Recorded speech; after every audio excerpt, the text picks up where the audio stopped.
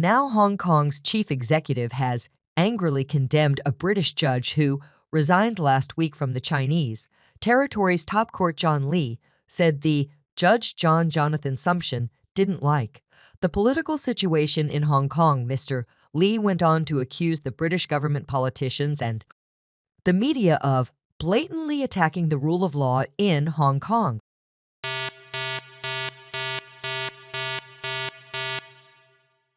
Some UK officials and politicians tried to weaponize the UK judicial influence to target China and Hong Kong as they are. We should not allow it to happen. We shall protect judges all around from these undue interferences. Our judges needed to be supported by all of us for their courage, their determination for upholding the rule of law at a time of open interferences from a number of countries using threats and different kinds of pressure.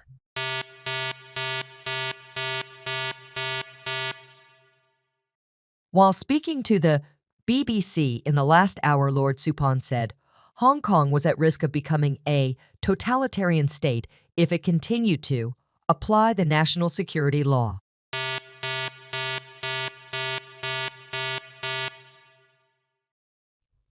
The difficulty is, first of all, the national security law itself, and a distinct colonial law against sedition, which are extremely illiberal. They could have been applied much more moderately than they have been.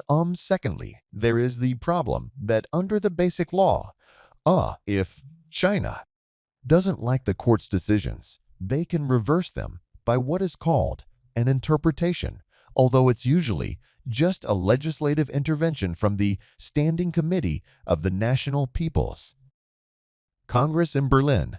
It was initially unclear how frequently this would be used, but recent incidents have indicated that the Chinese are determined to use this provision in order to ensure that its opponents lose.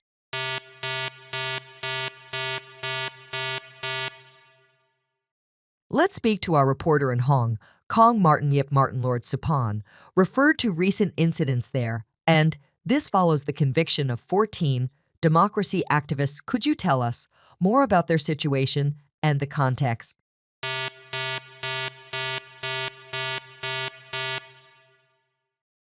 Here, so that's the fake case that the largest so far that is tried under the Beijing-imposed Hong Kong national security law in 2020, right after the introduction of that law on the 30th of June, 2020. We had this official primary election, the pro-democracy camp, and then Beijing and Hong Kong government had defined this thing as this whole attempt as an act that goes against that very piece of law, and we then saw a massive arrest back in 2021, and finally so many months on, 3 years on, we had this verdict just last month that 14 defendants who pleaded not guilty to the charge of subversion were found guilty, and they would be sentenced later in the year,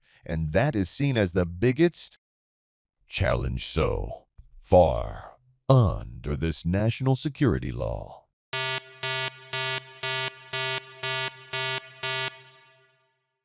And Mitten, I think it's also worth AXP explaining to our audiences how the Hong Kong courts work and how a former UK Supreme Court justice is even involved here.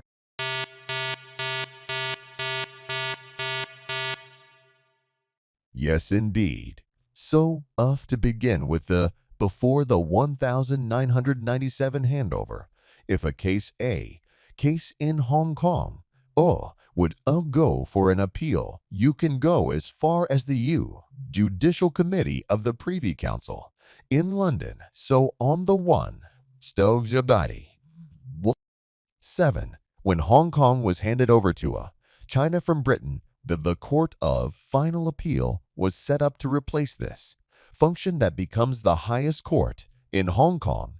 because of the one country, two system arrangement cases in Hong Kong would not go straight to Beijing.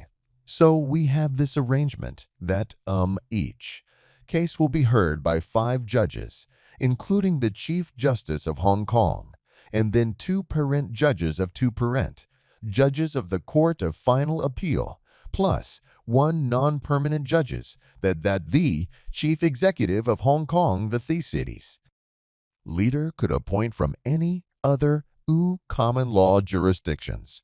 And that's why we have these British judges, Australian judges, and Canadian judges who are still sitting in the highest courts of the land. And so now, with the resignation of the 2 British judges, plus 1 that happened just last night of Justice Millen of this PO of foreign justice, will be strengthened down to it should be 7 people by July. And that's something that the authority simply doesn't like. All right, Martin, thank you for that explanation of course there'll be more from Martin as this story progresses.